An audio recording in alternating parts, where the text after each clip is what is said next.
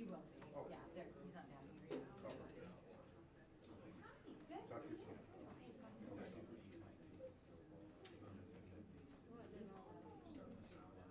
Oh my gosh, it was awesome. Trees. It was just one of those generic regulations. It's too late.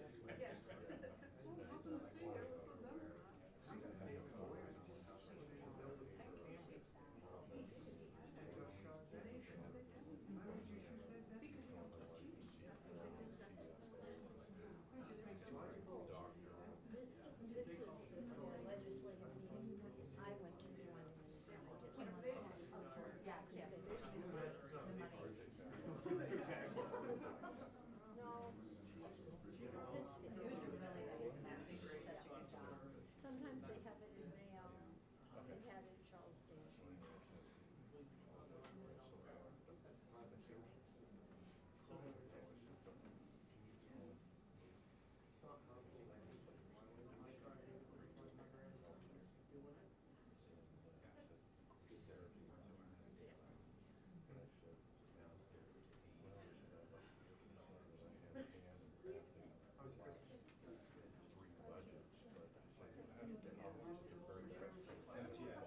That's especially one of their priorities. Yeah. Surprised that it was very. Kids came over early in the morning. Pass it right over to them. What do you have to say? It's kind of weird though. Well, they've gone through so five. Even on Christmas Day, Facebook that Guilford had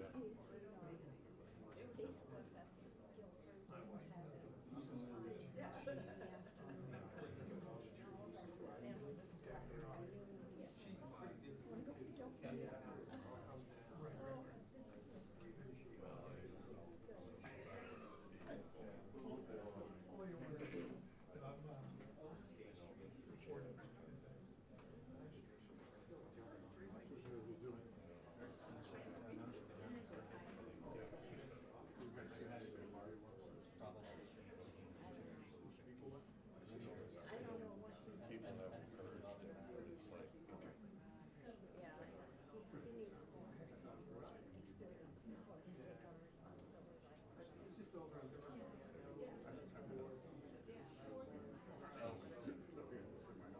Dry air. Christmas. How about you? Coming up. I think it was Friday. Yeah, and I don't know.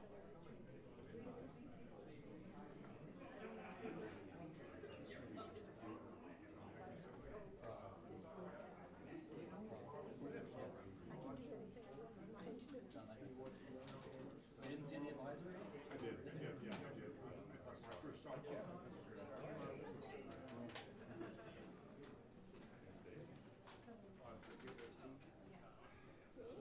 What's happening?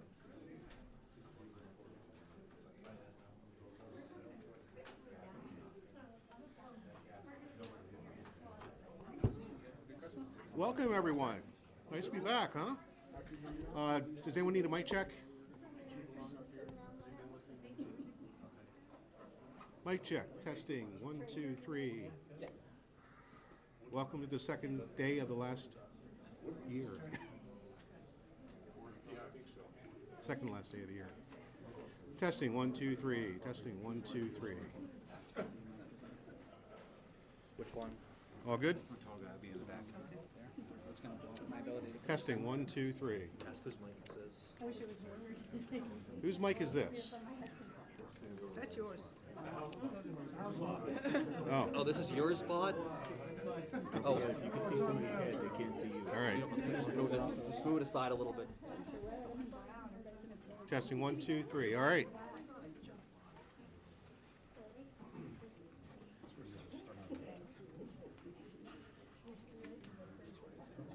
Too. I did not get the red memo. Christmas. They're so yeah.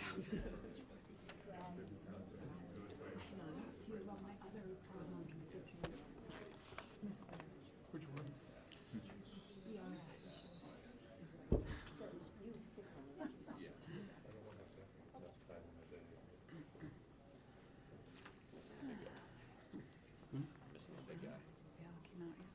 still in the moving investment. Just waiting on Leader Faulkingham. We'll start in just a second here, folks. Oh, yeah. She's divided. I know, I have a board meeting, or select board meeting tonight, I should do. Get some pictures of beautiful faces up there. Oh, you can't do it today. You have to wait till the first. Oh. I'll have to go back to a select board meeting. But you can get them, but you don't. Yeah, all right. And so we. Oh, okay, good, good. Disregard it. All right, now remember I went from order.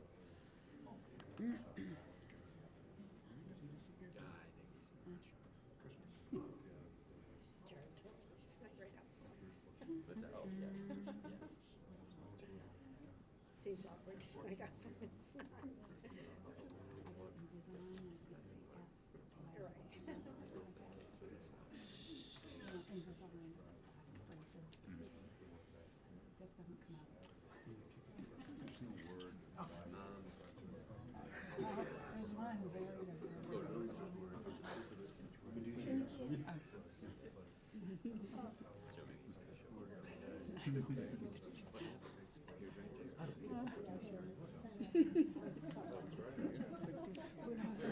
He's around.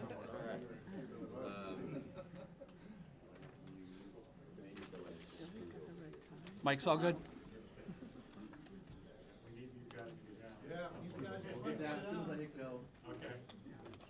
Justin, are you getting down?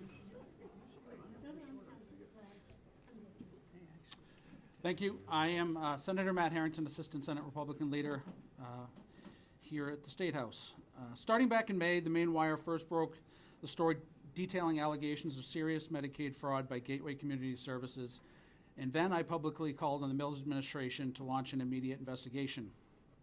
At the time, the reporting raised serious red flags, patterns of overbilling, and questionable practices. In recent weeks, we've seen massive welfare fraud scandal break out in Minnesota, and the fraud here in Maine has disturbing similarities to that in Minnesota. 7 months later, we are finally seeing some action with the suspension of funding to Gateway. But let's be clear, this did not happen because of Democratic leadership or Governor Mills suddenly deciding to act. It happened because the story would not go away. It happened because the national media continued to dig, and it happened because the federal government is now paying attention. Despite taking months for the Maine media to cover this story, we all knew this fraud was real and happening. Finally, after national media shined a light on it, Maine media is playing catch-up. Despite all of this, what remains most striking is the complete silence for Maine Democrats. Where is Governor Mills? Where is Speaker Fecteau? Where is President Daughtry? Where is the Attorney General? Where is Matt Dunlap? These are not minor questions. These are people who serve Mainers and are responsible for protecting the taxpayer, and their silence is absolutely deafening. Here are the facts. A company whose CEO reportedly spent time traveling to Somalia and running for president there and organizing a privately funded militia, all while his organization was overbilling programs funded by Maine taxpayers. Where is the outrage from Maine Democrats? Where are the press conferences? Where are the calls for accountability? I believe what we have uncovered so far is only scratching the surface of fraud here in Maine. Why was Gateway Community Services, a company that had already received multiple notices of overbilling, allowed to sit on a steering committee to receive funding tied to the Lewiston Shooting Victims Fund? How does a provider under scrutiny for billing abuses end up receiving money that were dedicated to helping families and survivors of one of the most tragic events in Maine history? When you begin to look at how interwoven Gateway is with Maine Democrats, the silence starts to make a whole lot more sense. The Democratic National Committee man for Maine and former Chief of Staff to Senate President Troy Jackson, B.J. McAllister, serves on the board of Community Organizing Alliance, an affiliated group of Gateway. That information was publicly available on their website until just recently that page was magically taken down. Representative Decker DeLocke, who previously worked in a leadership role at Gateway, now sits on the Appropriations Committee, the very committee responsible for overseeing how our tax dollars are spent. These are not coincidences, they are conflicts that demand scrutiny. Frankly, I do not believe we will see a fully transparent investigation carried out by anyone here in state government. Political entanglements are too deep and incentives to look the other way are too strong. Fortunately, this matter has now drawn attention of the U.S. House Oversight Committee, Congressman James Comer has launched a federal investigation and has requested bank records connected to Gateway and related entities. That is a serious step and underscores how serious these allegations are. We are calling on Governor's Office staff, DHHS staff, state auditor, Democrats in the legislature, and all state agencies to fully cooperate with federal investigators examining fraud here in Maine. That means making documents available, that means answering questions, that means ending any effort to obstruct or delay the truth. Contrary to Attorney General Fry's secret directive to DHHS to avoid cooperating with the Justice Department, the scope of this alleged fraud demands the opposite approach. Maine taxpayers deserve transparency. Earlier when I said I believe Gateway is just scratching the surface, here's what I mean. From 2019 to 2024, Maine had 5,113 different companies billing MaineCare. That's 5,113 different companies, not different claims. But at the same time, we only had 22 employees working on fraud at DHHS. That's not just MaineCare fraud that they work on. That's TANF, SNAP, WIC, all other programs, and potential cases of fraud. 22 employees to look at fraud among millions of claims submitted by over 5,000 companies. All told, Maine spent $1.2 million on fraud investigations at DHHS in the year 2024. And to put that in perspective, Gateway Community Services billed $4.1 million during that same time period. This means Maine fraud investigators can spend about 9 hours for every company that is billing MaineCare. That doesn't include the thousands of companies billing SNAP, EBT, or WIC, or other programs, which they have to cover as well. That's just MaineCare. From 2019 to 2024, there were 918 new companies that started billing Medicaid, or roughly 40 for each fraud investigator. Companies are being created faster than they can possibly be validated because we've made it too easy to bill MaineCare. The electronic visit verification system should not allow supervisors and bosses to have root access because this allows Medicaid bills to be created from thin air. In trying to make Medicaid fraud less likely, we've made it easier than posting to Facebook. EVV must be fixed and all EVV claims must be audited. Personal support services must be radically altered as well. We all want grandma to get help around the house or getting groceries, but PSS has become a free-for-all scam that allows bad actors to profit at the expense of hardworking Maine taxpayers. Vulnerable Mainers rely on MaineCare services, deserve honesty, and the people of Maine deserve to know why their government seems so unwilling to talk about this important issue. It's not about politics, it's about accountability, and we up here will not stop asking questions until we get the truth. Thank you. And I'll turn it over to Representative Falcon. Thank you, Senator. I am Representative Billy Bob Falkenham, the leader of the House Republicans. It's great to see a room so full of media today, which is good because you all are part of one of the things I wanted to address. This is not a new story. This is a story that has just gotten too big to suppress any longer. We've been talking about this for over a year now. The Maine Wire has been reporting on this issue for nearly a year. Last winter, during the budget negotiations and after the audit, we started talking about that audit, and it showed serious deficiencies. And although those deficiencies weren't proof of fraud, it was smoke. And where there's smoke, there's fire. And there was a path leading to that fraud. And the evidence, as it turns out, did already exist. And it didn't come from any of us. It came from the state government and the DHHS. And in a floor speech last April, many, many months ago, I referenced it to the general public and had been referencing it for a long time. Program integrity audits. And I referenced a nonprofit organization that had fraudulently billed 80% of their billing was fraudulent. I believe it was about $3 million they had billed and $2.4 million had been found fraudulent. That was Gateway Community Services.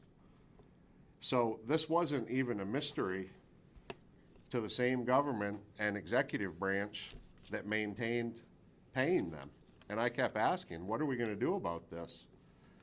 And we were being pressured to pass a supplemental budget which had nearly $120 million in money for a Maine care shortfall. And all we kept saying was, we would like to see some fiscal accountability, fiscal responsibility, and to address this fraud. And what's happening? Are we going to get the money back? Are we going to stop paying? What are we going to do? And we kept bringing this issue to light, but it wouldn't get reported on. And I even had this letter that I wrote to the governor with the questions that we wanted answered. Medicaid analysis, program integrity audits, SNAP and TANF spending analysis on non-citizens, general assistance audit reports, housing assistance audits, general purpose aid. I was running around with this letter back then, last spring, handing it off to people, reporters, anybody, trying to bring this to light. But the response, unfortunately, from you guys was the same one I was getting from upstairs. This letter, I have still not had an answer to this letter. So it turns out that, like I said, that fraud that was happening that has existed all along has just gotten too big to suppress. And this nonprofit, Gateway Community Services, there are 14 individuals being investigated by Congress. And one of those individuals sits on the Appropriations Committee. And we believe that that is a serious conflict, that someone under investigation by Congress with this level of fraud should sit on that committee. So we do not believe that Representative DeLocke should be serving on the Appropriations Committee. We'll be sending out a letter to the Speaker asking him to remove her from that committee. She can go on another committee. We're not saying that she can't be on any committees. We believe in fairness here in the legislature. The majority party has no problem removing Republicans from committees, as they've done many times since I've been in the legislature. I can think of 3 very recent ones off the top of my head. Has no problem at all with that. So with this level of fraud that has come from Gateway, which not only was Representative DeLocke an employee, she was a very high-level employee at an organization that committed fraud to the tune of 80% of their billing levels, found through program integrity audits that I've seen leaked. Now, I would like to get my hands on some of those that aren't leaked. I would like to have my letter responded to, and I'd like to get to see all the program integrity audits from DHHS. But that letter will be going out later today, and we want answers. And as we're going into another supplemental budget, we want this fraud addressed, and we want some fiscal responsibility, and we want this stuff cleaned up before we go into those budget talks. Good afternoon. I'm Representative Katrina Smith. I'm the Assistant Leader of the House Republicans and the representative for District 62. I'm here to tell you today that my constituents and the constituents of my caucus members have had enough. The tax-paying citizens of Maine have had enough of fraud, waste, and lies. The people of Maine understand that we have a fiscal responsibility to keep our roads fit for travel, to care for those who need our help. And we don't mind that that money comes out of our paychecks for those endeavors. What we do mind coming out of our paychecks is money being sent to people in non-governmental organizations that are defrauding us. They're defrauding us because they are not providing the services that they claim to provide. They are defrauding us because they are personally gaining wealth from our tax dollars without doing the work they claim to do. We know that Gateway Community Services was found to have over $800,000 in fraudulent billing. We know that the money from the Lewiston tragedy didn't go to families of survivors. And now, just like Minnesota and Ohio, whose fraud is numbering in the billions of dollars at this time, this $800,000 can only be the tip of the iceberg of what's really happening here in Maine. Our constituents are struggling to pay their electric bills. They wonder if they can even think of going on a family vacation this year. And look, now they have a new tax on streaming services, on simple paint for their house. Their budgets are pressed, and they can't take any more, and they especially can't take money being continually wasted. It's time for a full-throated, hold back nothing investigation into these organizations and for all involved. The people of Maine are demanding accountability for the money that they send to Augusta every single day, and we are here to stand up for them. Thank you, and Senator Stewart will speak. So I'll round it out here and then we'll open it up for some questions. But the last couple of things I want to say, two F's come to mind. The first being fraud by design. This wasn't an accident. This didn't just happen. It's a system that's designed by the left for people in their social circles. It starts all the way at the top of the federal government with the Obama administration, promulgated even more by the Biden administration. It runs down to the states, to governors across the country, including Governors Walz and Governor Mills. And even at the local level, you see the bad actors, you read the headlines, you see what's happening right here in Maine, certainly in Minnesota, and I would agree with what's been said so far that this is just the tip of the iceberg, folks. The other F is financial Armageddon. That's what we're heading for. If you don't think that the Trump administration is serious about getting a handle on this, you're probably on another planet. This is going to have implications for the state of Maine in the billions with a B of dollars. This will spell financial Armageddon for our state. We have got to get a handle on this problem. This shouldn't be a Republican or Democrat issue, but there are some models out there that do work really well that we should be looking for to address this problem. There are some states that are getting it right. The playbook has already been written. We could copy and bring to Maine if there is the gumption of my friends on the political left to do just that and to start tearing away at the system that they created for themselves by design. There's one last F I'll mention too, which is this word, failure. We will not accept it. We will not accept the failure that leads to the financial Armageddon of our state. We will continue to ring this bell, but more importantly, the folks that are involved in this, they ought to be praying that we don't win the legislature back here in about 10 months. Because if we do, we will hold every single person that is involved in this scheme and in this fraud accountable down to the last penny. That is a promise from the Republican leaders. That is a promise from everybody that is running on the ticket to be a Republican in the next legislature, and we will not stop, we will not fail. With that, I'm happy to answer any questions. We'll keep it to this topic here as we are limited on time. Thank you. Yep. I have an F word that needs to be addressed, and it's fear. What are we doing for the whistleblowers? They need to be protected. This is something that honestly, I think sunlight is the best disinfectant. If those folks are seeking to come forward, they should, but also recognize that there is likely risk with this level of corruption that exists within any sort of system, but certainly in government. But the best thing that those folks can do is let their name be known, because if it is, it'll be obvious if they lose their job why that happened. So when you lose your funding, like your federal food program, after you testify, would that be something I could get help with? We'll be sure to touch base with you after this. Yeah, absolutely. Any other questions? Okay. Yep.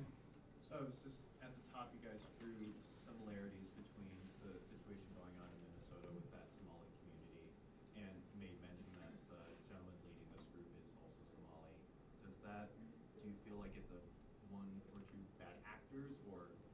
there some line being drawn between Somalis and the U.S.?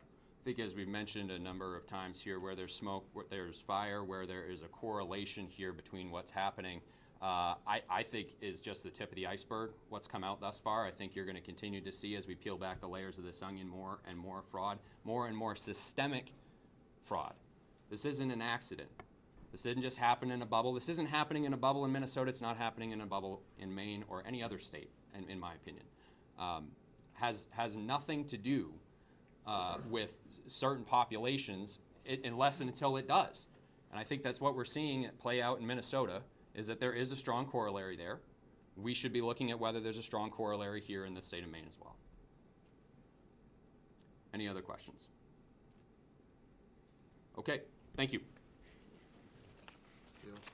Good job. Good with the follow-up on that? Yeah, good, good.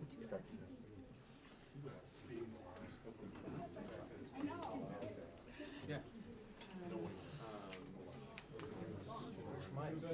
Not bad, how are you married? But you weren't plugged in.